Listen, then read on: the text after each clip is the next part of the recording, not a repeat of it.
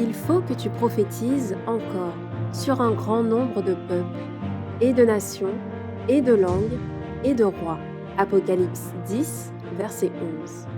Telle est la mission que nous avons accepté de remplir jusqu'à ce que la terre soit éclairée de la gloire de Dieu.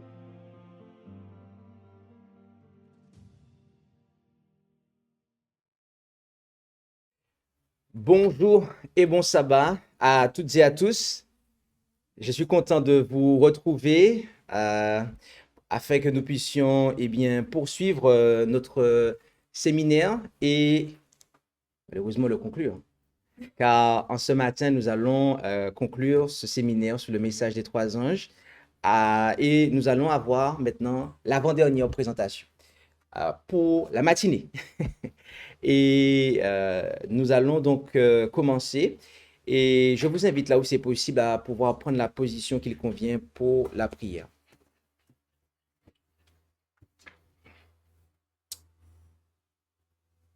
Notre Dieu, notre Père céleste, nous voulons te remercier pour cette journée de sabbat que tu nous offres. Merci de nous avoir gardés, protégés jusqu'ici. Et alors que nous allons commencer à ouvrir ta parole pour l'étudier, afin d'avoir une meilleure compréhension de ce message des trois anges, veuille toucher nos cœurs, veuille nous convaincre de la vérité et nous affermir en celle-ci, et veuille aussi permettre que ce message aussi puisse se propager ici à Maurice. Et c'est dans le nom de Jésus que nous t'en prions, Père. Amen.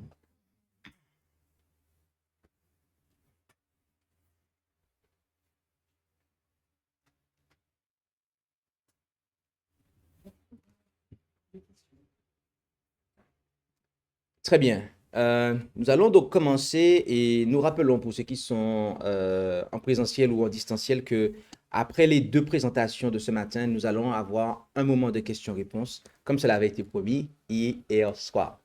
Nous allons aller de l'avant, et avant d'entrer dans le vif de notre présentation, nous allons faire un rappel de tout ce que nous avons considéré jusqu'ici.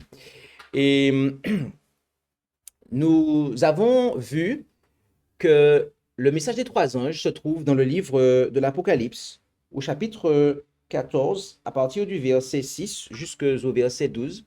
Et au verset 6, il est dit « Et je vis un autre ange qui volait au milieu du ciel ». Nous avons vu que l'ange dont Jean parle ici est précisé et présenté comme étant volant au milieu du ciel.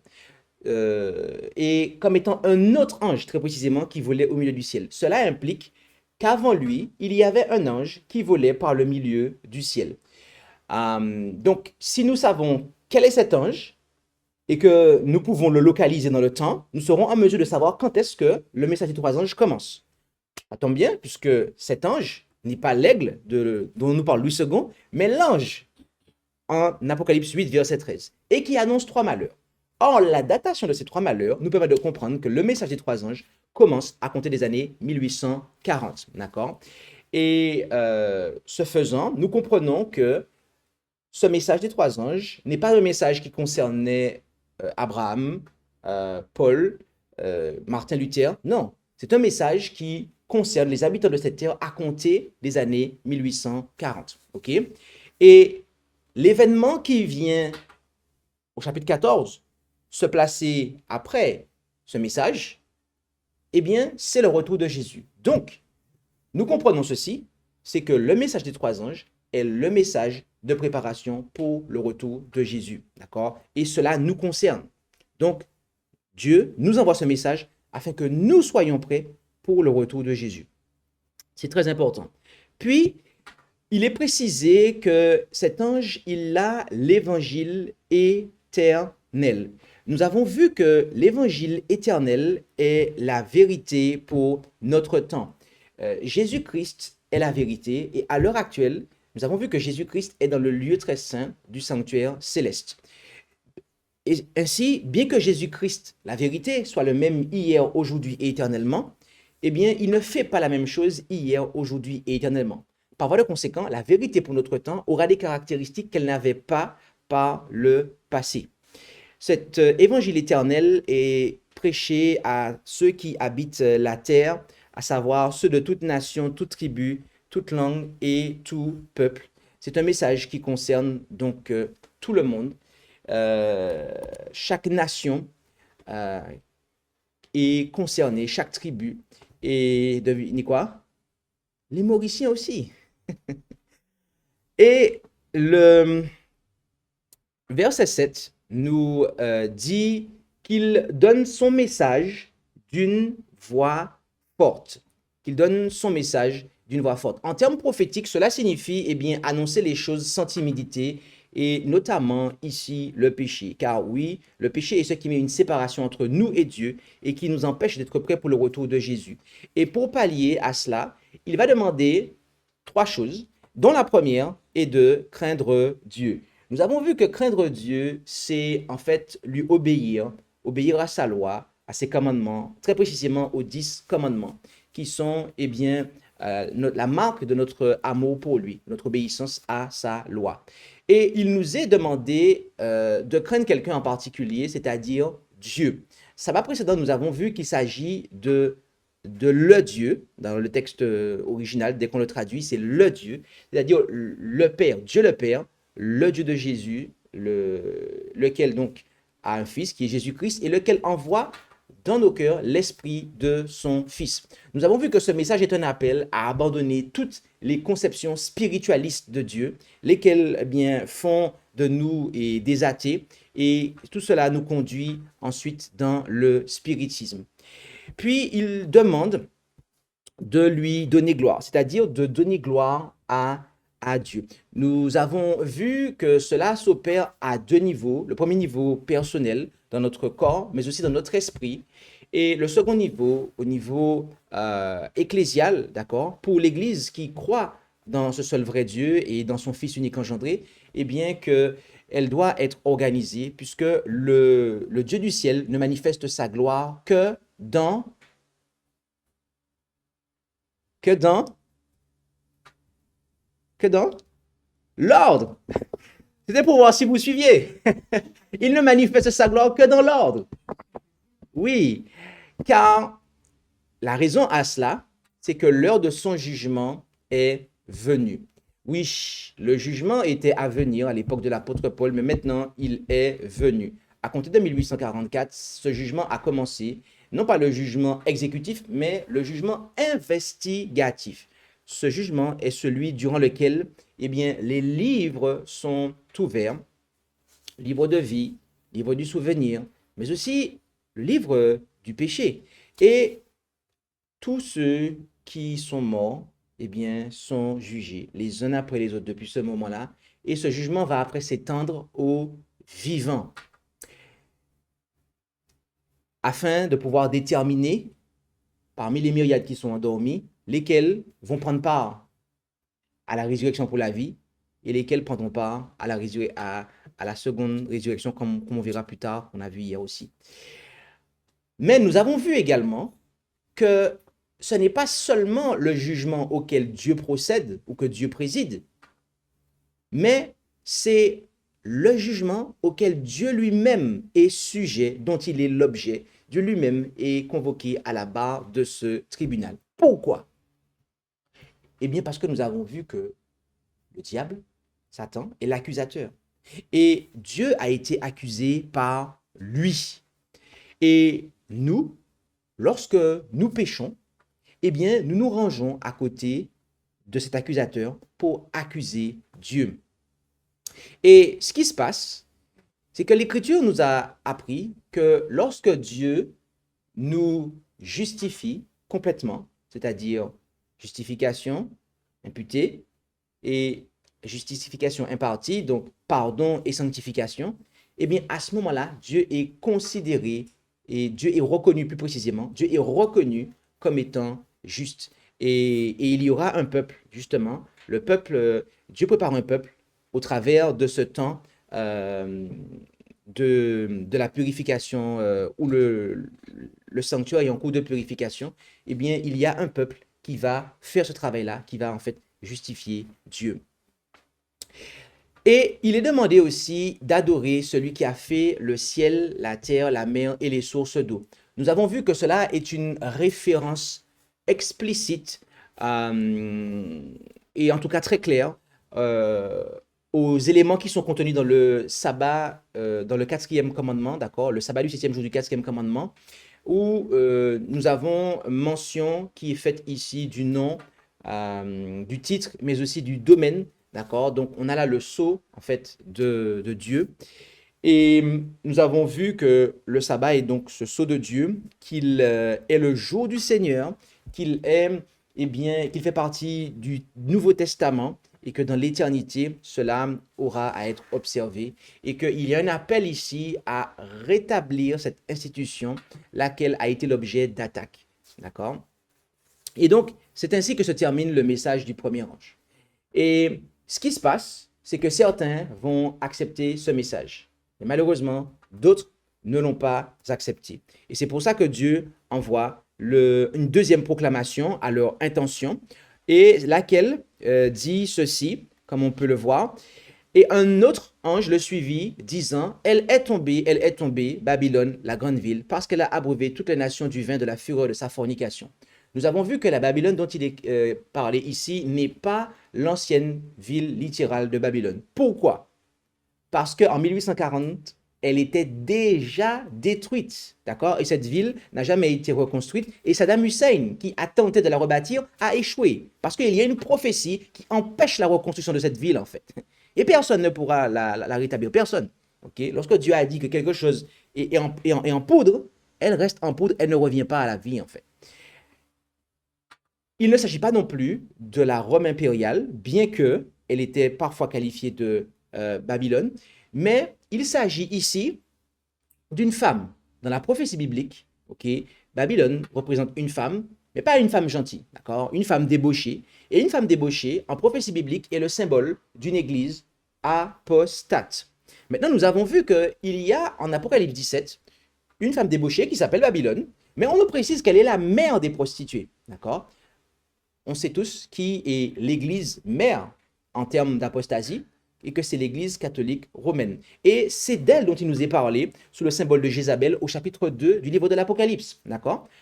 Et lorsque nous regardons ça, nous comprenons que bien avant 1840, l'église catholique était déjà tombée, d'accord, en termes d'apostasie. Donc, la Babylone dont il est question ici en Apocalypse 14, verset 8, ne peut pas faire allusion à l'église catholique qui était déjà tombée bien avant cela. Alors, à quoi cette Babylone fait-elle allusion? Fait-elle référence? À ses filles. Oui, aux églises protestantes qui ont rejeté le message du premier ange, qui ont rejeté la vérité pour notre temps et qui, de ce fait, n'ont plus que de l'erreur à offrir au monde, n'ont plus que de faux enseignements, ce qui est représenté par le vin de la fureur de leur fornication. Okay? Et le troisième ange suit en disant d'une voix forte, si quelqu'un adore la bête et son image et reçoit sa marque dans son front ou dans sa main. Nous avons vu ici que adorer signifie rendre hommage. D'accord? Nous avons vu que la bête ici, qui est celle d'Apocalypse 13, laquelle monte de la mer, reçoit une blessure mortelle et après est guérie, représente le pouvoir papal. Et que son image, qui est mise en place par l'autre bête qui monte de la terre, laquelle est le symbole des États-Unis d'Amérique, eh bien, cette image de la bête, de la première bête, est une organisation similaire à la première bête, à savoir une organisation politico-religieuse, très précisément, où le religieux est au contrôle du pouvoir civil et se sert du bras civil pour mettre en place des lois à caractère religieux. Et nous avons vu que cette marque qui sera imposée, eh bien, est la marque de l'autorité de la bête qui monte de la mer, à savoir de la papauté. Et cette marque est opposée au sceau de Dieu, qui est le sabbat. Et donc, c'est la sanctification du premier jour, que certains recevront au front parce qu'ils en seront convaincus, alors que d'autres le recevront à la main par complaisance, par nécessité commerciale, par besoin de continuer à vivre dans ce monde plutôt que de faire confiance à Dieu et de rester fidèle à Dieu. Il y a donc cette mise en garde, ok, et à ne pas rendre hommage à la bête, à ne pas, respecter son institution. Car, l'avertissement est solennel. Cela montre que c'est le test final qui est donné ici. C'est ce qui va déterminer parmi les vivants, qui est-ce qui sera sauvé ou qui est-ce qui sera condamné. À partir du verset 10, on le voit. Il boira aussi du vin de la colère de Dieu, du vin pur déversé dans la coupe de son indignation. Donc, on a vu que référence ici est faite aux plaies dont il est fait question au chapitre 16 du livre de l'Apocalypse. On a vu les différents aspects et on a vu que les personnes les méchants, qui ne se seront pas repentis avant la fin du temps de grâce, ils ne se repentiront pas non plus, d'accord, pendant que ces plaies seront déversées. Et il sera tourmenté, est-il dit, avec le feu et le soufre en présence des saints anges et en présence de l'agneau, et la fumée de leur tourment monte pour toujours et toujours, autrement dit au siècle des siècles, et ils n'ont aucun repos, ni le jour ni la nuit, ceux qui adorent la bête et son image, et qui concourent soit la marque de son nom. Nous avons vu hier soir que la fumée de leur tourment ici, qui monte pour toujours, n'implique pas et ne signifie pas un feu qui est éternel. Pourquoi? Eh bien, tout simplement parce que Sodome et Gomorrhe, on en parle dans les mêmes termes, et on voit après dans un autre passage, donc en Jude 1, verset 7 et 2 Pierre 2, verset 6, on voit dans ce dernier passage que, elle est réduite en cendres. Donc, ici, le texte nous fait comprendre simplement que ce feu-là aura des conséquences éternelles, comme pour Sodome et Gomorrhe. Okay? Et nous avons vu que ceux qui seront morts en Jésus reviendront à la vie lors de la première résurrection, et que ceux qui ne seront pas morts en Jésus reviendront à la vie lors de la deuxième résurrection qui aura lieu après, 1000 ans après la première résurrection. Cette première résurrection aura lieu une fois que Jésus sera revenu. Et nous avons vu qu'il y a une résurrection spéciale qui aura lieu un peu avant que Jésus ne revienne, à laquelle participeront ceux qui auront contribué à la mise à mort de Jésus, Christ, et à laquelle participeront aussi ceux qui seront morts dans la foi au message des trois anges, afin qu'ils puissent le voir revenir conformément aux promesses qu'il a fait à ces deux groupes-là, d'accord, de le voir revenir. Ce rappel étant fait, nous allons en ce matin considérer et terminer avec le verset 12, où il est dit: c'est ici la patience des saints, ce sont ici ceux qui gardent les commandements de Dieu et la foi de Jésus. Nous avons eu l'occasion de dire que les commandements de Dieu qui sont mentionnés ici sont véritablement les 10 commandements. Car lorsque nous étudions l'expression, cette expression commandement de Dieu, et surtout dans le texte grec, à chaque fois que ces mots apparaissent, commandement de Dieu, que ce soit au pluriel ou au singulier, cette expression se réfère toujours à l'un ou l'autre des 10 commandements, d'accord? Et cela est aussi très clair parce que juste après, il est parlé de la foi de Jésus. Donc, il ne s'agit pas ici des commandements que Jésus aurait donnés, mais bel et bien des commandements de Dieu, et très précisément le Dieu, ok? Encore une fois. Donc, lorsque nous avons vu la présentation craindre Dieu, nous avons vu la validité des 10 commandements. Donc, nous n'allons pas en fait représenter ce sujet ici. Nous n'allons pas essayer de redémontrer quelque chose que nous avons déjà démontré. Par contre, ce que nous allons faire, c'est que maintenant, durant cette heure, nous allons, et durant l'heure suivante, car c'est un sujet qui est tout aussi intéressant, nous allons en 2 heures présenter la foi de Jésus, et la première heure sera réservée donc à la foi de Jésus, et dans l'heure suivante, nous allons voir pendant toute l'heure suivante une composante de la foi de Jésus. Ok? Donc, c'est ce que nous allons faire maintenant et considérer la foi de Jésus. Nous avons en Apocalypse, excusez-moi, Luc 18, au verset 8, nous avons une question qui a été posée à laquelle Apocalypse 14, verset 12, eh bien, nous apporte la réponse. La question de Luc 18, verset 8, se lit comme suit. Ok, je vous dis qu'il les vengera bientôt.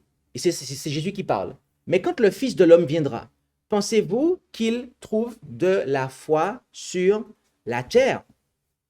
C'est la question qu'a posée Jésus. Est-ce que quand je reviendrai, là il parle de lui à la troisième personne du singulier, est-ce que je trouverai de la foi sur la terre?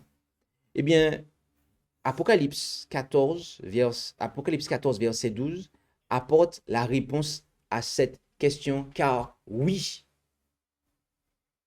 il y en aura qui seront patients et qui garderont les commandements de Dieu ainsi que la foi de Jésus. Et donc, nous devons comprendre ce sujet de la foi de Jésus. Avant d'entrer dans notre développement, il nous faut apporter quelques explications linguistiques par rapport à ce qu'est la foi de Jésus et notamment de cette expression. En français, nous avons ce que nous appelons le génitif, d'accord? Et le génitif, c'est un point de grammaire dans les langues à déclinaison. C'est le cas des noms, adjectifs, pronoms, participes qui expriment le plus souvent la dépendance ou l'appartenance. OK? Alors, de manière concrète, qu'est-ce que c'est? Alors, c'est intéressant parce qu'ici, on est sur une île où on parle à la fois le français et à la fois l'anglais. Donc, c'est très facile d'expliquer le génitif à des Mauriciens, ok? Parce qu'ils ont le privilège d'être instruits dans la langue anglophone depuis l'école. Et franchement, c'est un sujet d'action de grâce parce qu'il y en a qui n'ont pas cette opportunité-là de comprendre l'anglais, qui est une langue vraiment intéressante à apprendre. Voilà un cas de génitif, ok? Par exemple, la première ligne, vous pouvez dire the faith of Jesus, d'accord? Et dans la deuxième ligne, vous pouvez dire la même chose, mais en deux mots avec un apostrophe. Jesus faith, d'accord? Et c'est la même chose. Jesus faith signifie la foi, the faith of Jesus, d'accord? C'est juste qu'il y a une marque qui est mise sur le nom Jésus pour indiquer que ce qui le suit lui appartient, d'accord? Eh bien, figurez-vous que le grec, c'est la même chose. Le grec a aussi la forme génitive. Et ici, lorsque vous regardez la morphologie du prénom, donc du nom de Jésus, ok, donc de Jesus en grec, eh bien, vous voyez que c'est un nom génitif singulier masculin.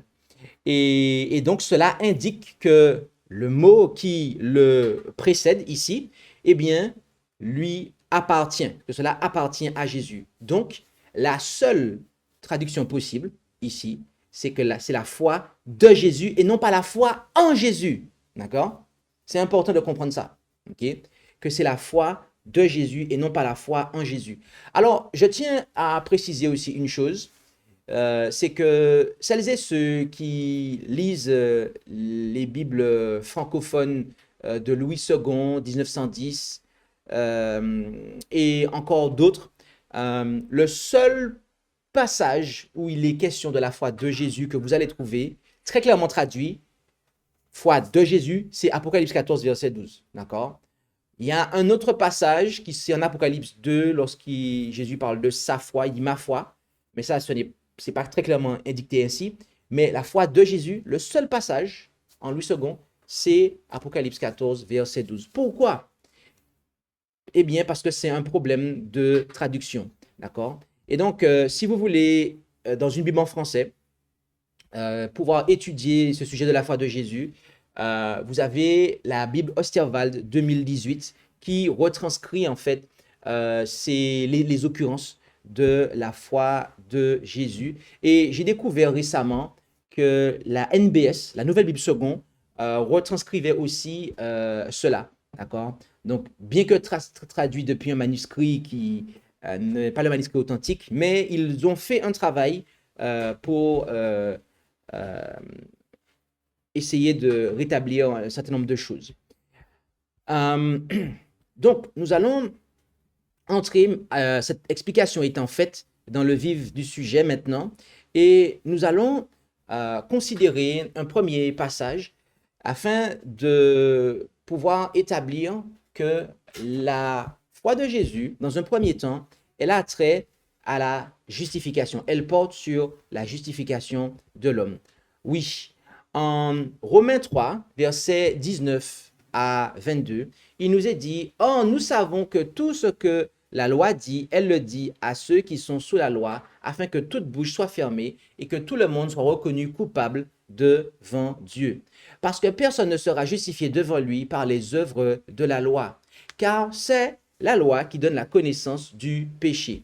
Ici, Paul nous dit en fait que l'objectif de la loi, eh bien, c'est d'indiquer le péché, d'accord? Et c'est ça, c'est ce qui est une bonne loi, d'accord? C'est de dire ce qui est juste de ce qui ne l'est pas. La loi n'a pas de vertu à pouvoir justifier quiconque. Lorsque vous avez une loi qui déclare quelqu'un coupable, et puis que juste après, elle lui dit, oh, il est innocent, ce n'est pas une bonne loi, en fait, d'accord? Ce n'est pas une bonne loi, ce n'est pas une loi à laquelle on peut se fier. Mais, c'est ce que nous dit le verset 21 maintenant, maintenant, la justice de Dieu a été manifestée sans la loi. La loi et les prophètes lui rendent témoignage. Autrement dit, Dieu révèle sa justice dans l'humanité sans la loi.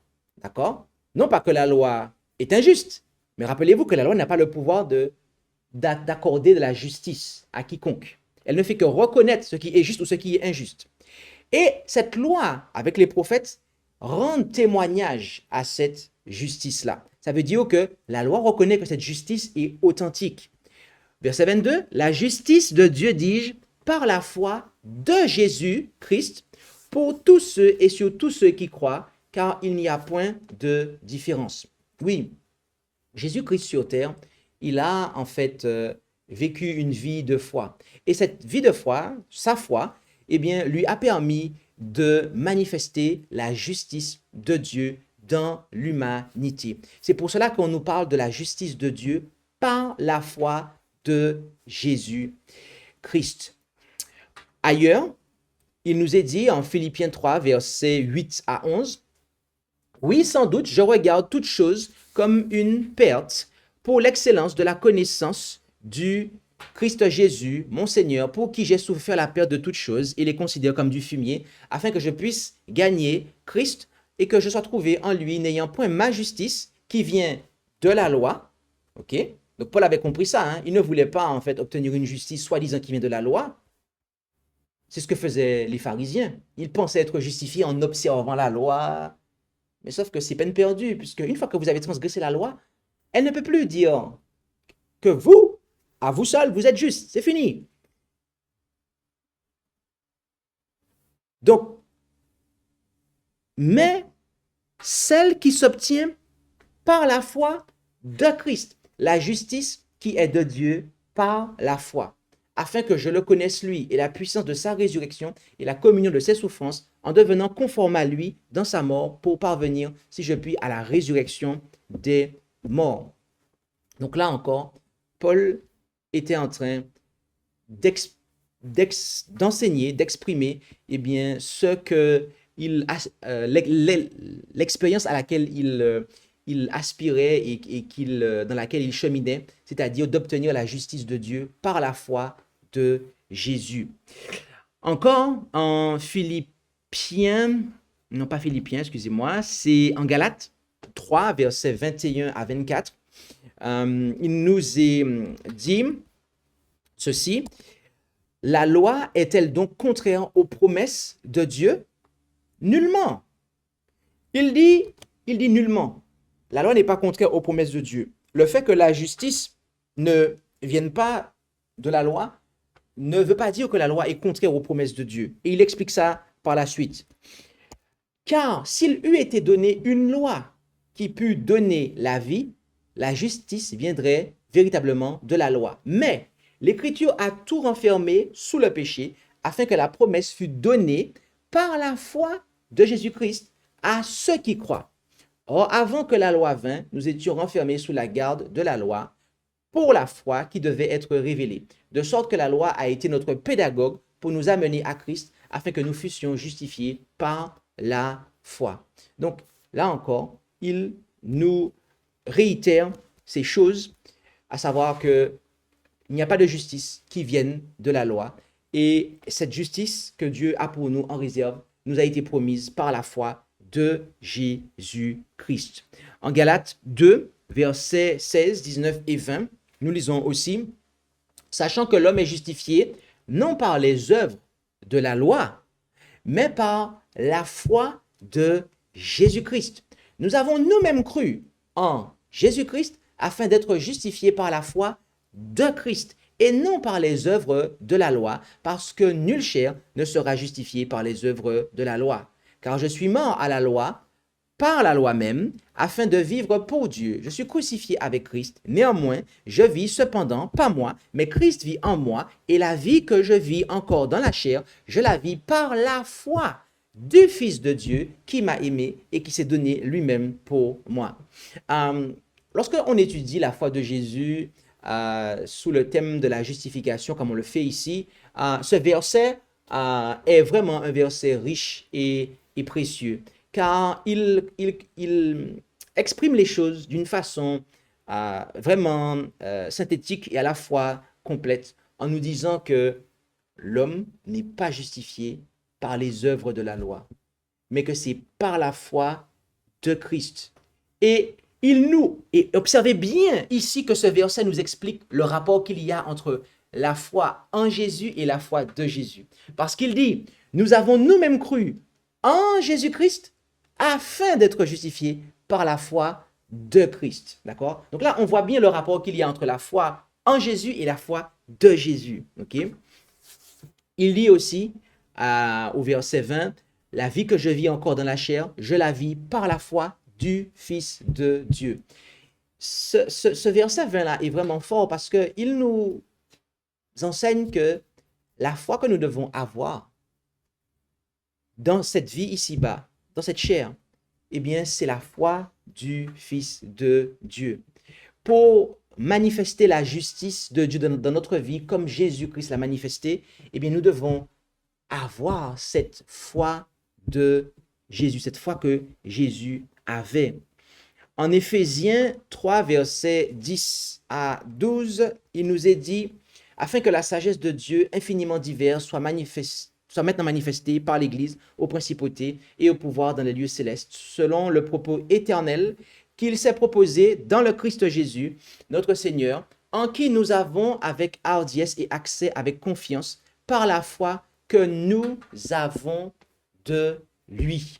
Oui, la foi que nous avons de Jésus, la foi qui nous vient de Jésus, eh bien, c'est elle qui nous donne accès à Dieu. D'accord? Lorsque Jésus-Christ est ressuscité, il s'est rendu vers son Père, nous dit l'Écriture, afin de savoir si son sacrifice avait été agréé. Et Dieu a agréé son sacrifice. Donc, Dieu a validé la foi de Jésus, si je puis dire ça ainsi. Et donc, la foi qu'il a manifestée sur la terre, eh bien, a fait que Dieu a validé son sacrifice. Et donc, Dieu validera toutes celles et ceux qui manifestent la foi de Jésus dans la chair également. En Jacques, nous avons ce passage aussi qui nous apprend quelque chose concernant l'aspect de la justice en termes d'équité et de manière pratique vis-à-vis de notre prochain, cette fois-ci. En effet, en Jacques 2, versets 1 à 4, 8 à 10, il nous est dit, mes frères, n'ayez point la foi de notre Seigneur Jésus-Christ, le Seigneur de gloire, avec le respect des personnes. De quoi parlons-nous ici? De la partialité, d'accord? Lorsque vous regardez dans d'autres versions que la Osterval de 2018, vous voyez eh bien, que vous faites du favoritisme, vous êtes partial. Donc, c'est cela que signifie il a égard aux gens, si c'est telle ou telle personne. C'est ça, en fait, dont on parle ici, ok? Avec partialité. Donc, on ne peut pas avoir la foi de Jésus et être partial. Pourquoi? Parce que Jésus lui-même n'était pas partial. De quoi parlons-nous ici? La suite nous le dit. Car s'il entre dans votre assemblée un homme avec un anneau d'or et un vêtement magnifique, et qu'il y entre aussi un pauvre avec un habit répugnant, et qu'ayant égard à celui qui porte l'habit magnifique, vous lui disiez, toi, assieds-toi ici honorablement, et que vous disiez au pauvre, toi, tiens-toi là debout, ou assieds-toi ici au bas de mon marchepied, n'êtes-vous pas alors partiaux en vous-même, et n'êtes-vous pas et je reprends, et n'êtes-vous pas devenus des juges aux pensées mauvaises? Si vous accomplissez la loi royale selon l'Écriture, tu aimeras ton prochain comme toi-même, vous faites bien. Mais si vous faites exception de personne, vous commettez un péché. Bien-aimé, Jésus ne faisait pas exception de personne, ce qui est traduit au verset 1 par le respect des personnes ici, en fait. Jésus ne faisait pas exception des gens. Il ne traitait pas les gens de manière partiale. Qu'ils étaient riches ou qu'ils étaient pauvres, il avait le même respect pour eux, il avait la même considération. Et en tant que ses disciples, nous devons aussi ne pas faire exception de personne. Nous devons aussi être impartials. Et cela est véritablement important pour nous en tant que disciples de Christ, d'accord? D'avoir cette impartialité-là dont il nous est parlé ici. Et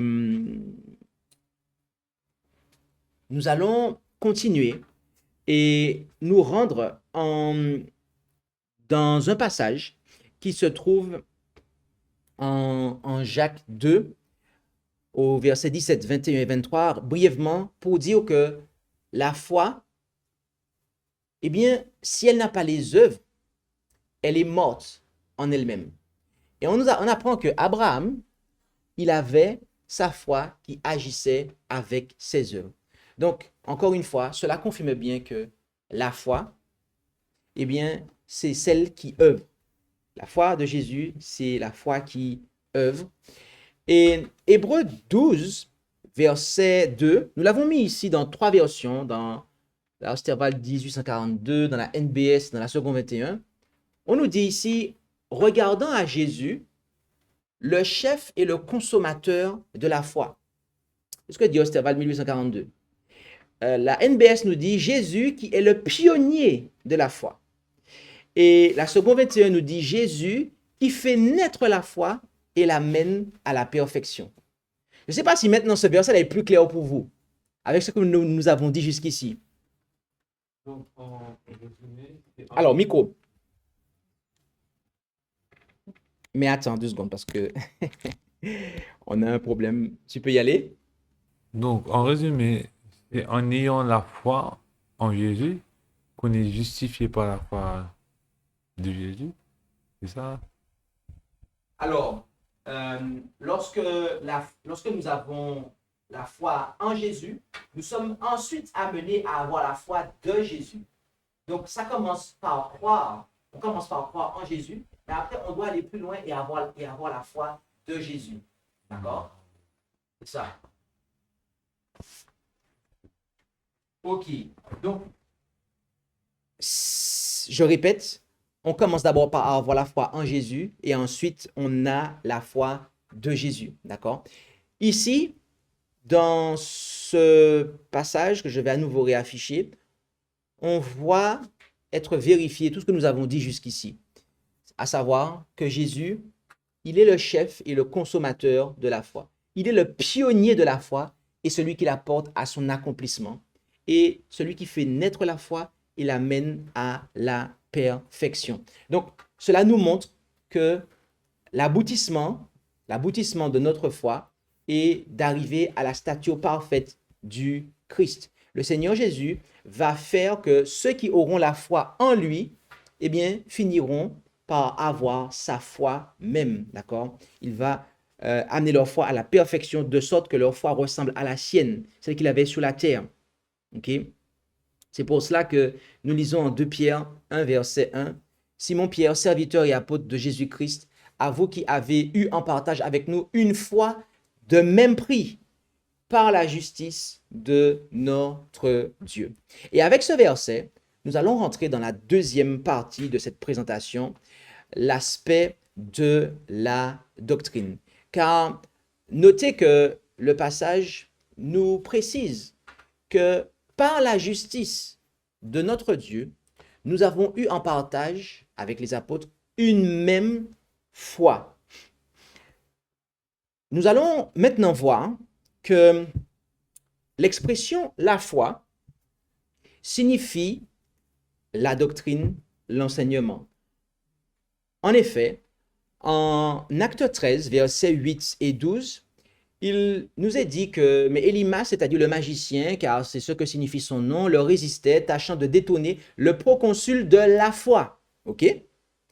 Puis, au verset 12, alors le proconsul, voyant ce qui était arrivé, crut, étant rempli d'admiration pour la doctrine du Seigneur. Donc là, on voit qu'au verset 8, quelqu'un tâche de détourner le proconsul de la foi, mais qu'après ce proconsul est rempli d'admiration, et là on ne dit pas la foi, mais la doctrine du Seigneur. Cela se vérifie dans plusieurs passages, et on va brièvement les prendre. Par exemple, vous avez en Acte 2, verset 42, on nous dit « Or, ils persévéraient tous dans la doctrine des apôtres. » Okay? Au chapitre 6, verset 7, on nous dit, entre autres, dans la dernière phrase, « Il y avait même un grand nombre de sacrificateurs qui obéissaient à la foi. » Donc là, on ne dit pas à la doctrine, mais on dit à la foi. D'accord? Et en Acte 16, verset 5, ainsi, les églises étaient confirmées dans la foi, etc., etc. D'accord?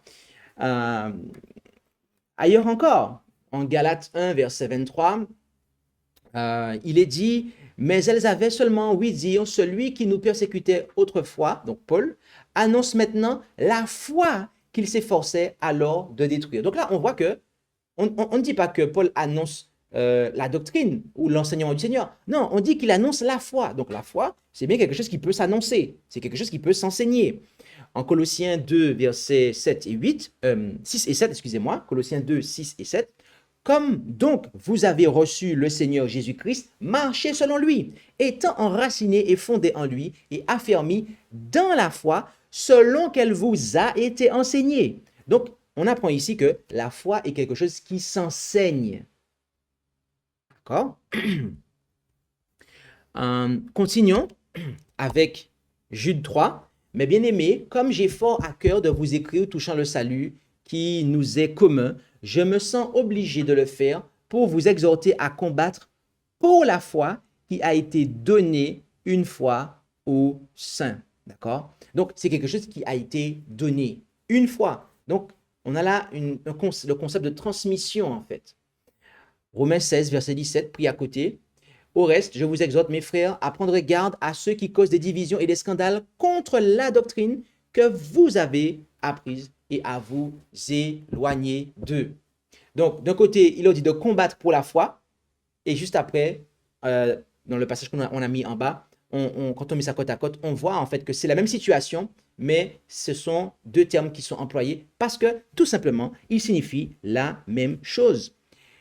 Éphésiens 4, versets 11 à 14, on a au verset 13, Paul qui dit « Jusqu'à ce que nous soyons tous parvenus à l'unité de la foi et de la connaissance du Fils de Dieu, à l'état d'homme fait, à la mesure de la stature parfaite de Christ, afin que nous ne soyons plus des enfants ni flottants et emportés par le vent de toutes sortes de doctrines, par la tromperie des hommes et par l'adresse qu'ils ont de séduire artificieusement. » Donc tous les dons là prophétiques qui sont mentionnés au verset 11, là, que je n'ai pas lu, apôtres, prophètes, évangélistes, pasteurs, docteurs, ces dons-là, le Christ les suscite, ok? Il les suscite afin que nous soyons tous parvenus à l'unité de la foi. Et lorsque l'Église du Christ est parvenue à l'unité de la foi, bien-aimée, à ce moment-là, elle n'est plus emportée à tout vent de doctrine. Ok? Donc cela nous confirme ces choses.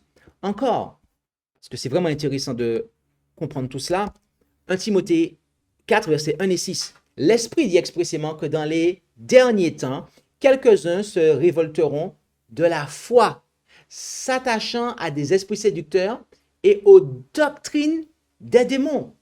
Donc là, on voit que lorsqu'il y a des gens qui se détournent de la foi, eh bien, ils vont s'attacher à des doctrines de démons. Et au verset 6, Paul va dire à Timothée que si tu représentes ces choses aux frères, tu seras un bon ministre de Jésus-Christ, nourri dans les paroles de la foi et de la bonne doctrine que tu as suivie avec soin. Donc on voit là qu'il emploie deux expressions pour dire une même chose, tout simplement parce que ces deux expressions sont synonymes. En 2 Timothée 4, versets 3 et 4 et 7, il nous est dit « Car il viendra un temps que les hommes ne souffriront point la saine doctrine, mais qu'ayant une démangeaison d'entendre des choses agréables, ils s'assembleront des docteurs selon leurs propres désirs. Et ils fermeront l'oreille à la vérité et se détourneront et se retourneront vers des fables. » Paul dit au verset 7, « J'ai combattu le bon combat, j'ai achevé ma course, j'ai gardé la foi. » Autrement dit, il disait ici qu'il avait gardé la saine doctrine, qu'il avait gardé l'enseignement correct, d'accord? Et ainsi se posait un modèle pour Timothée afin que lui aussi, il tienne bon pour le véritable enseignement. En Romains 10, verset 17, nous apprenons ceci. La foi vient donc de ce qu'on entend, et ce qu'on entend vient de la parole de Dieu. Amen. D'où vient la foi? De la parole de Dieu. D'où vient la foi? De la parole de Dieu. D'où vient la foi? De la parole de Dieu. Oui, bien-aimé, la foi provient de la parole de Dieu.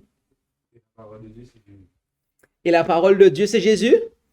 Ah, c'est intéressant ce que tu dis là. Effectivement, dans un certain sens, la parole de Dieu, c'est Jésus. Il est la parole de Dieu. Mais rappelez-vous une chose, c'est que la foi dont on parle ici, c'est la foi de Jésus. J'ai une question à vous poser. Si la foi vient de la parole de Dieu, d'où provenait la foi de Jésus? Alors, si tu mets ta réponse, on a un problème. Parce que là, tu l'as pris dans un sens où ça fait un court-circuit. Voilà. Quand Jésus était sur terre, d'où provenait sa foi? De Dieu, de la parole de Dieu. Bien-aimés, prêtons attention ensemble à ceci. En Matthieu 3, verset 17, en même temps, une voix vint des cieux qui dit, « C'est ici mon fils bien-aimé, en qui j'ai mis toute mon affection. » En Matthieu 17, verset 5, comme il parlait encore, une nuée resplendissante les couvrit, et tout d'un coup, une voix sortit de la nuée qui dit, « C'est ici mon fils bien-aimé, en qui j'ai mis toute mon affection, écoutez-le. » Et en Jean 12, verset 28, « Mon Père, glorifie ton nom. » Alors il vint une voix du ciel qui dit, « Et je l'ai glorifié, et je le glorifierai encore. » Ici, nous avons les trois occurrences où, alors que Jésus était sur terre, voici les trois seuls moments où Dieu, le seul vrai Dieu, Dieu le Père, eh bien, a pris la parole, alors que Jésus était sur terre, pour, eh bien, annoncer quelque chose. Et notez ce que Dieu, le Père, a dit à et de Jésus. Quel message il a envoyé pour fortifier la foi de Jésus? Que Jésus est son fils. À chaque fois, bien-aimé, que le Père a pris la parole, et il nous faut bien comprendre ceci, c'est que depuis que l'humanité est tombée dans le péché, Dieu le Père, en fait, il ne s'exprime plus. C'est Jésus qui est sa parole. C'est lui qui se tient entre l'humanité et lui, en fait. Et ici, vous avez, au sein, alors qu'il est sur terre, vous avez Dieu qui parle pour fortifier la foi de son Fils. Et que dit-il? Eh bien, tu es mon Fils. Tu es mon Fils. Et dans la dernière occurrence, lorsque Jésus dit que Dieu c'est son Père, eh bien, à ce moment-là, il dit qu'il l'a glorifié et qu'il le glorifiera encore. Bien-aimés, nous devons comprendre que Jésus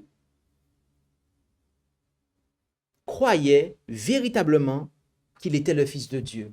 Lorsqu'il était sur terre, le Père lui-même a pris la parole pour lui confirmer qu'il était son Fils.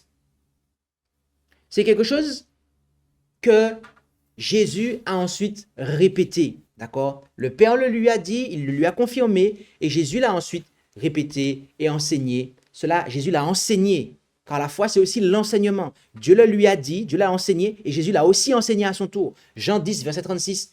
Dites-vous que je blasphème, moi que le Père a sanctifié et qu'il a envoyé dans le monde, parce que j'ai dit, je suis Fils de Dieu. Matthieu 27, verset 43. Il se confie en Dieu, que Dieu le délivre maintenant, s'il lui est agréable, car il a dit, je suis le Fils de Dieu. Bien-aimé, être le Fils de Dieu ici, ce n'est pas pour Jésus être né à Bethléem.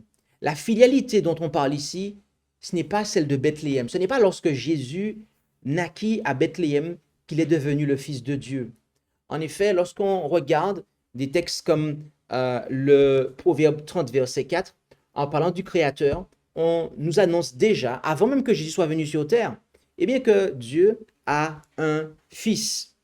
En Michée 5, verset 2, on nous parle de lui et on nous dit que ses origines sont d'ancienneté dès les jours éternels. Ce qui nous montre que l'engendrement de Jésus, dont il est question, eh bien, a eu lieu dans l'éternité passée.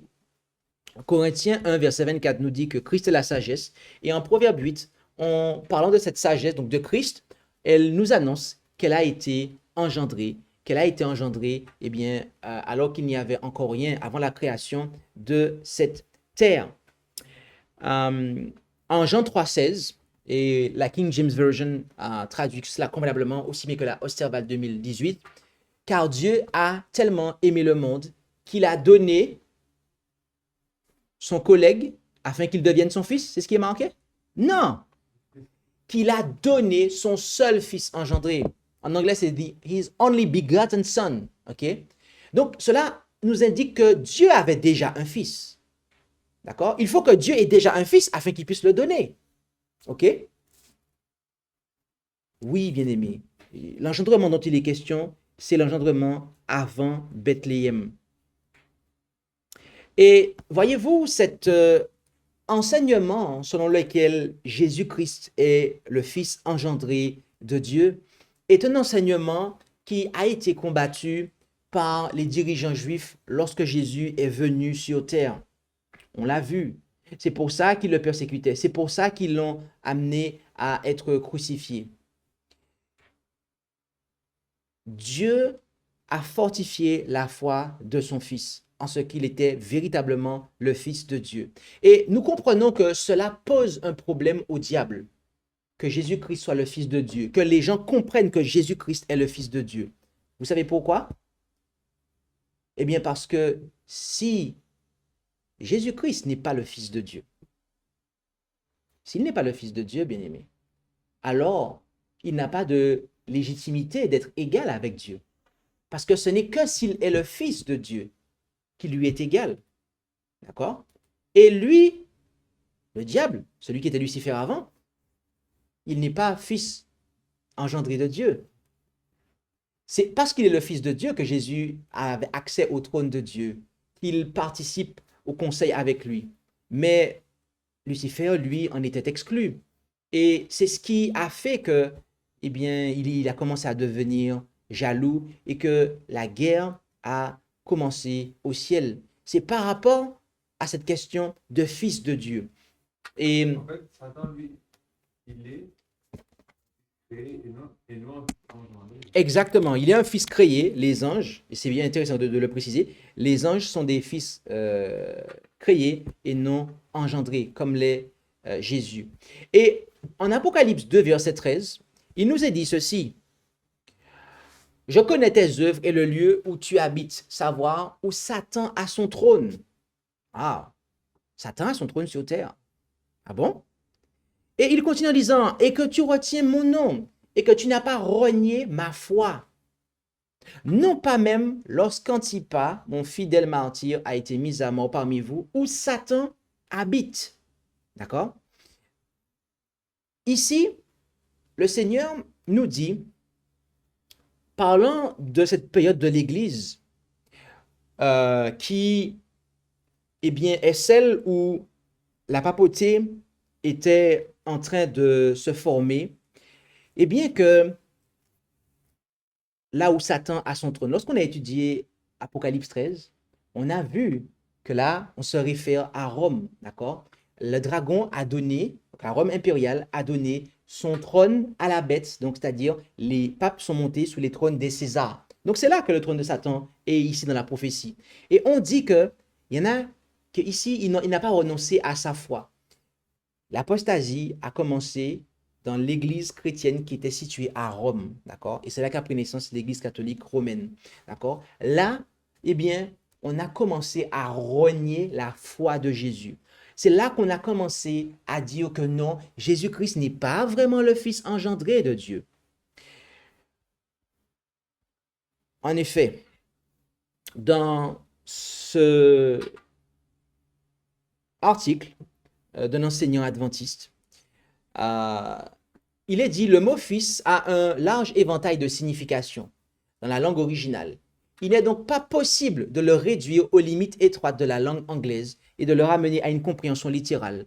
La Bible est silencieuse sur la question de savoir si ce titre décrit la relation éternelle entre le Père et le Fils.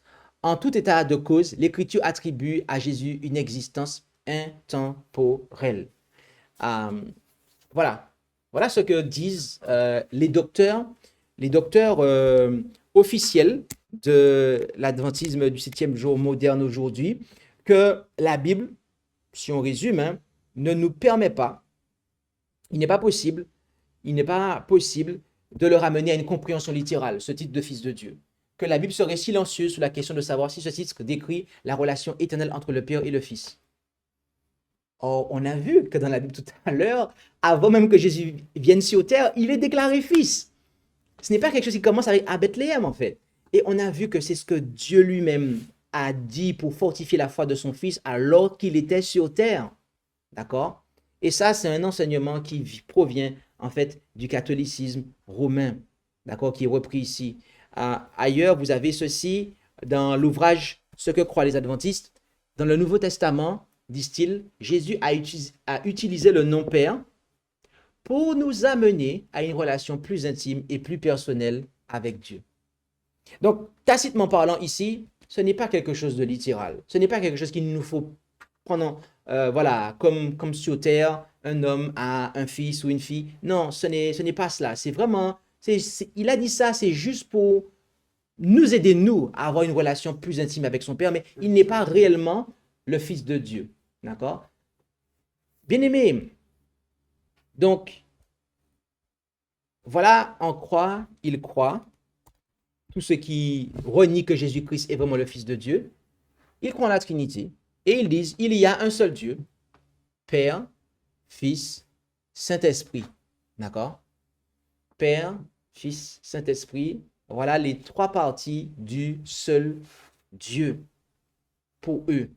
Mais on a vu que lorsque vous croyez, lorsque vous niez que Dieu est vraiment le Père et que vous niez que Jésus est réellement son Fils, eh bien alors que c'est un enseignement de l'Antichrist, 1 Jean 2, verset 22, qui est menteur, si ce n'est celui qui nie que Jésus soit le Christ? Celui-là est un antichrist qui nie le Père et le Fils. Bien-aimé, l'antichrist nie la foi de Jésus. Il nie l'enseignement que Dieu a donné et confirmé à Jésus alors qu'il était sur terre et que Jésus a enseigné et pour lequel Jésus a été crucifié et persécuté. Vous vous rendez compte? Donc Jésus a dit ça juste pour nous aider à avoir une relation, mais c'est pour ça qu'il a été tué et ce n'est pas réellement vrai. Donc Jésus aurait été crucifié pour un mensonge en fait. Mais c'est impensable. Ça, c'est l'antichrist qui veut nous faire croire ça, en fait. Que Dieu n'est pas réellement le Père de Jésus et que Jésus n'est pas réellement le Fils de Dieu, en fait. Et j'aimerais aller plus loin avec vous, parce que l'Écriture nous permet d'aller plus loin. En Jean 20, verset 31, « Mais ces choses ont été écrites, afin que vous croyiez que ce Jésus est le Christ, le Fils de Dieu, et qu'en croyant, vous ayez la vie par son nom. » Bien-aimés, est-ce que vous savez que l'évangile, ici on l'apprend, l'évangile a été écrit afin que nous croyions que ce Jésus-là, celui qui est né à Nazareth, est le Christ, le Fils de Dieu. En fait, ce que nous voulons vous dire ici, c'est que croire que Jésus est le Christ, c'est croire aussi qu'il est le Fils de Dieu. C'est un package en fait. On ne peut pas séparer ces deux choses-là en fait. On ne peut pas séparer ces deux choses-là. Par voie de conséquent, si vous ne croyez pas que Jésus-Christ est vraiment le Fils de Dieu, en fait, vous ne croyez pas réellement qu'il est le Christ, en fait. Parce que le Christ, c'est le Fils de Dieu. Ah oui. Il y en a qui croient en des faux Christ. Nous avons vu cela et nous allons donc avancer avec une dernière partie, à savoir l'aspect de la guérison. Oui, nous allons voir que la foi de Jésus a aussi et concerne aussi l'aspect de la guérison. En Matthieu 4, verset 23, nous est dit, « Et Jésus allait par toute la Galilée, enseignant dans leur synagogue, prêchant l'évangile du règne de Dieu, et guérissant toutes sortes de maladies et de langueurs parmi le peuple. » Lorsque Jésus était sur terre, nous apprenons qu'il ne faisait pas que prêcher et enseigner, mais qu'il passait une bonne partie de son temps à guérir toutes sortes de maladies, de langueurs parmi le peuple. Donc, la foi qu'il avait sur la terre le poussait à rechercher la guérison pour l'humanité. Il nous a été dit en Exode 20, verset 13, que nous avons déjà vu au cours de ce séminaire, « Tu ne tueras point ». Nous avons clarifié que ce commandement signifie en réalité « Tu ne commettras point de meurtre ». Nous avons dit que donc ici, on nous parle en fait d'homicide, de ne pas commettre de meurtre, d'homicide. Et nous avons aussi dit que dans la famille des homicides, vous avez le suicide. Et voyez-vous, lorsque nous maltraitons notre corps, lorsque nous ne veillons pas au maintien de notre santé, eh bien à ce moment-là, nous sommes en train d'attirer la mort sur nous. Nous sommes en train, en fait, tacitement là, d'amener cet homicide-là en particulier. Et en Jean 5, excusez-moi, verset 14, Jésus a dit ceci, « Voilà, tu as été guéri, ne pêche plus, désormais, de peur qu'il ne t'arrive quelque chose de pire. Ne pêche plus. » Ça veut dire que cette personne-là avait été rendue malade à cause de son péché. Quel péché? Tu ne commettras point de meurtre, d'homicide. Tu ne te maltraiteras point. Tu n'abrégeras pas ta santé, ta vie. Voilà le péché dont cette personne s'était rendue coupable. Et voilà ce que font ceux qui, lorsque nous avons un mauvais style de vie, voilà le péché dont nous nous rendons coupables. Et c'est ce que Jésus a dit. Tu as été guéri, ne pêche plus. Tu as été guéri, arrête de te suicider. Arrête de pratiquer telle et telle chose. Arrête de transgresser les lois de la santé que Jean-Christophe et Corisande sont venus te présenter à l'île Maurice. D'accord? De peur qu'il ne t'arrive quelque chose de pire. Oui, bien-aimés, la foi de Jésus, rappelez-vous une chose, quand on a vu l'aspect de la justice, la foi de Jésus, c'est par elle que Jésus a manifesté la justice de Dieu. La justice à la fois sur le plan moral, mais aussi sur le plan physique. D'accord? Car lorsque nous transgressons les lois de la santé, les lois de la nature, nous transgressons tout autant les commandements que si nous transgressions les 10 commandements. Nous transgressons là tout autant les commandements de Dieu, en transgressant les lois de la santé, les lois de la nature. Cela est une transgression tout aussi des commandements de Dieu, tout aussi égale que celle des 10 commandements, en fait. Donc, et la foi que Jésus avait poussait les gens à les ramener à l'obéissance des lois physiques.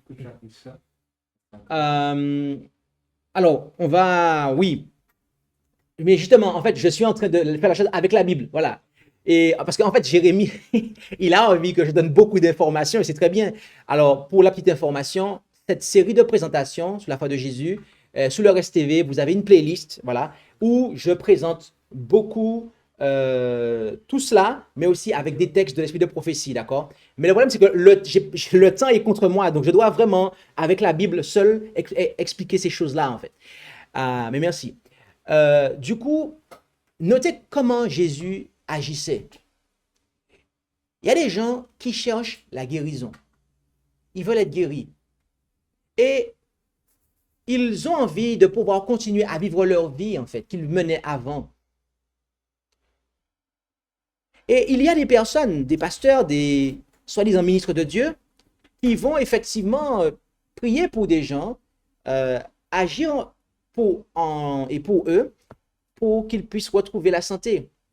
Mais beaucoup de ces gens aujourd'hui, en fait, n'agissent pas comme Jésus. Ils n'ont pas la foi de Jésus. Ils ne disent pas comme Jésus a dit à cette personne, ne pêche plus. Faisant comprendre à la personne que, oui, mais c'est ton style de vie qui t'a amené ça, en fait. D'accord? Donc, il faut que tu arrêtes ça. Aujourd'hui, vous avez le corps médical du monde. Le plus souvent, ils sont très forts pour diagnostiquer, d'accord? Mais ils ne vont jamais vous dire, ah oui, ben vous avez fait ci, vous avez fait ça, c'est ce qui est entré d'ici, ça. Donc, il vous faut changer votre style de vie, il vous faut amener telle et telle chose, etc., etc. Non. Le plus souvent, il y a quand même quelques bons médecins qui vont quand même essayer de faire ça, mais c'est très rare. Le plus souvent, médicaments. On va s'occuper des symptômes, on va vous soulager, mais on ne va pas vous amener, pointer du doigt ce qui a fait que vous en êtes arrivé là. Et bien aimé, la foi de Jésus, la foi que Jésus avait, eh bien faisait qu'il amenait l'attention des gens sur leurs péchés, non pas pour les faire culpabiliser de manière, je dirais, futile et inutile, mais pour qu'ils puissent comprendre que ce péché-là, c'est ce qui t'a amené dans ça, en fait. D'accord? Donc, si tu te repens, il faut comprendre que ton style de vie, il faut que tu le changes, en fait.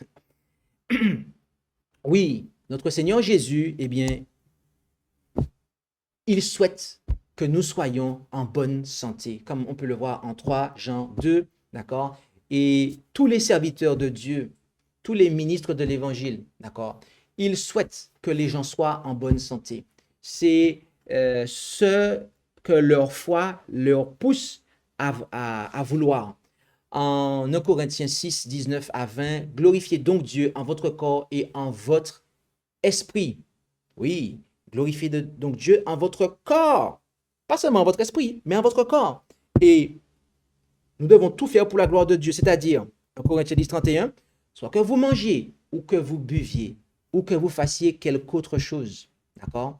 Donc, cela montre bien que la foi de Jésus a aussi un impact, a aussi quelque chose à voir avec la façon dont nous traitons notre corps. Ce n'est pas uniquement notre esprit, mais c'est aussi notre corps qui est le temple du Saint-Esprit, de l'Esprit dans lequel Dieu désire que l'esprit, que Dieu, son esprit qu'il désire faire habiter en nous.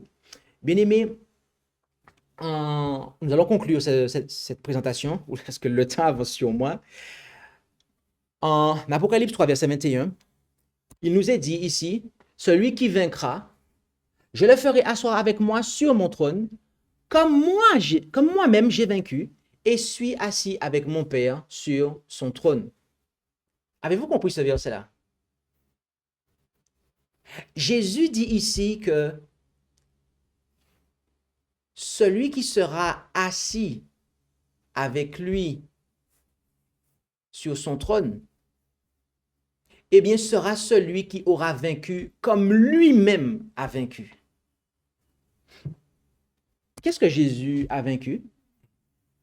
Le péché. Jésus n'a pas péché, en fait. Il a remporté la victoire sur le péché. Bien-aimé, il nous est dit ici, Jésus nous dit, il nous annonce que il est possible de vaincre comme lui-même a vaincu.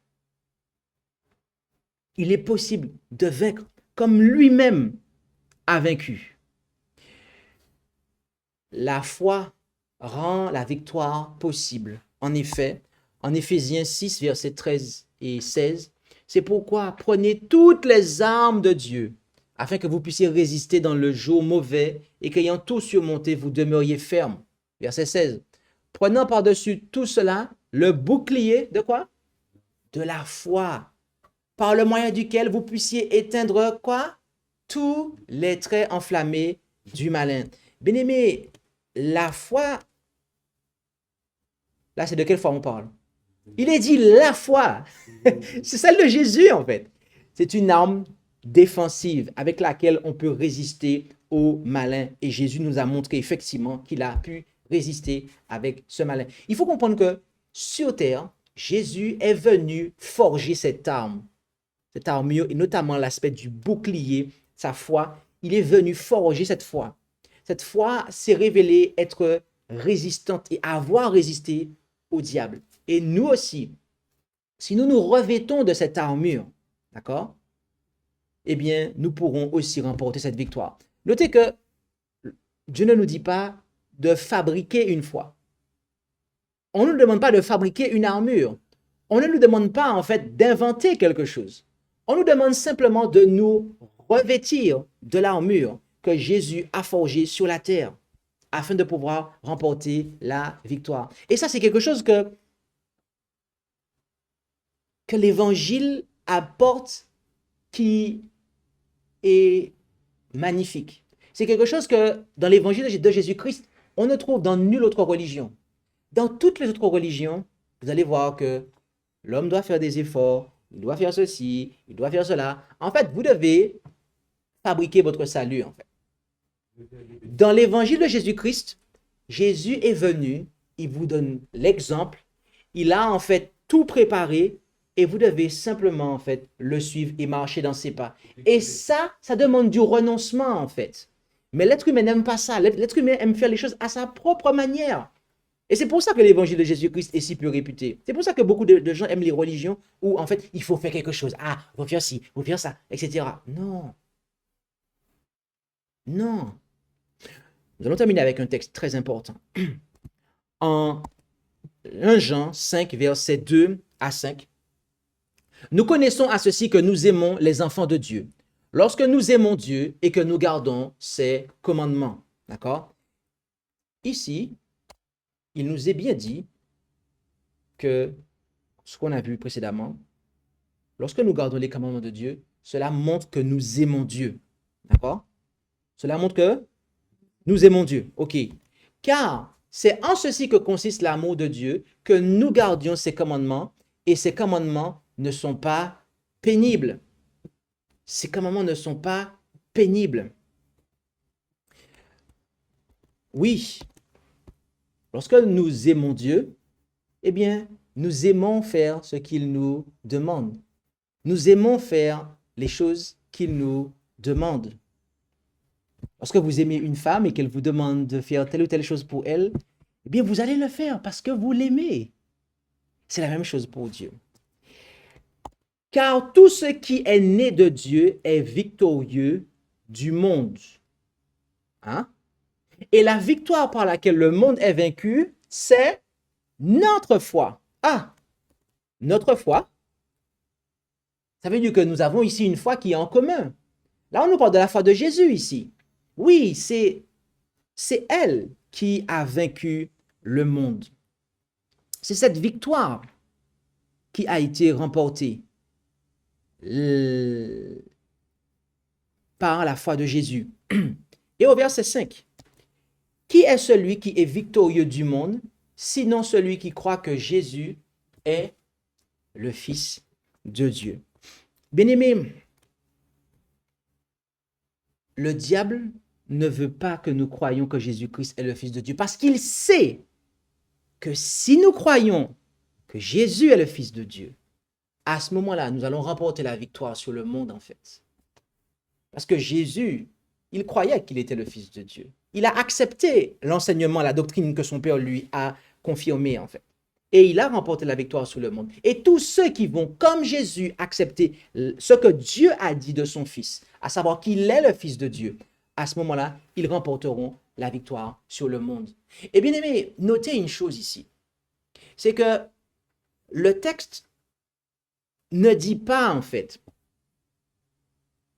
le texte ne dit pas ici que la victoire là, sur le monde, elle ne dit pas ici, le texte ne nous dit pas ici que c'est à nous de remporter cette victoire sur le monde. Je ne sais pas si vous me suivez en fait. Si vous ne me suivez pas, vous allez croire que je vous enseigne quelque chose de faux, mais suivez bien. Ici là, qu'est-ce que le verset nous dit? Regardez bien le verset 4. Car tout ce qui est né de Dieu est victorieux du monde. Et la victoire par laquelle le monde est vaincu, c'est notre foi. Qui a vaincu le monde? Jésus, par sa foi.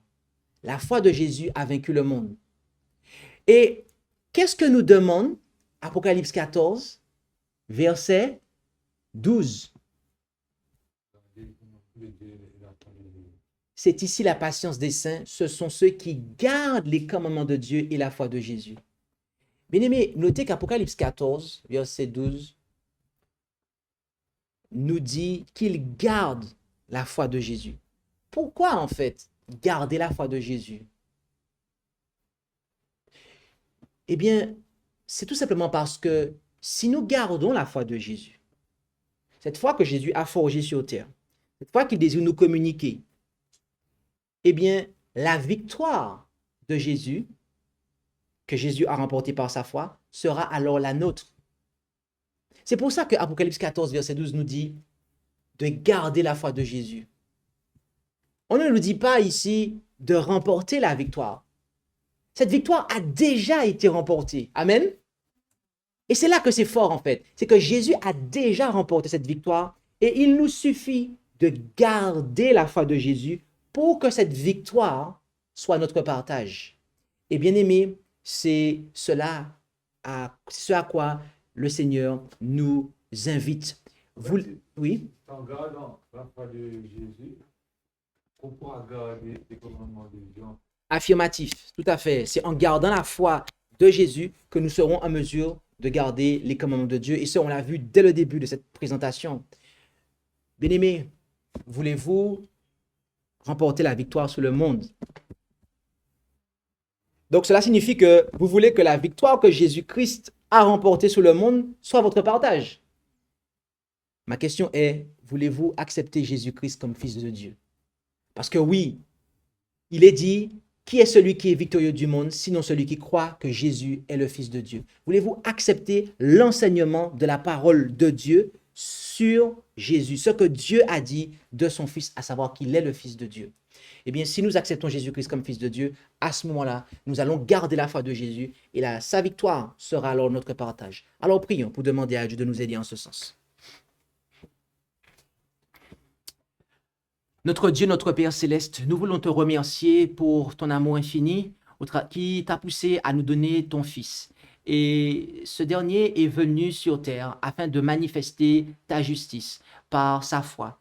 Il a en fait révélé comment il est possible de pouvoir vivre ta loi et vivre en harmonie avec elle. Il nous a aussi transmis ton enseignement, ce que tu lui as confirmé, à savoir qu'il est ton fils. Et nous avons vu que l'ennemi de nos âmes cherche à brouiller cela et à nous faire perdre la foi, à nous faire renoncer à la foi. Malheureusement, beaucoup ont renoncé à la foi en vertu de l'Antichrist. Mais tu nous appelles, Seigneur, à être fidèles et aussi à pouvoir faire ta volonté en tout point, notamment à ne pas agir de façon à abréger notre vie, mais au contraire, à avoir confiance en toi pour que nous puissions t'obéir, non seulement en termes d'obéissance sous la loi morale, mais aussi sur le plan physique. Alors, aide-nous à pouvoir comprendre l'importance qu'il y a pour nous de regarder à Jésus, qui est le chef et le consommateur de notre foi, et lequel désire nous communiquer sa foi afin que sa victoire soit la nôtre. Bénis chacun d'entre nous en ce sens. Et c'est en Jésus que nous t'en prions pour ta gloire, Père. Amen.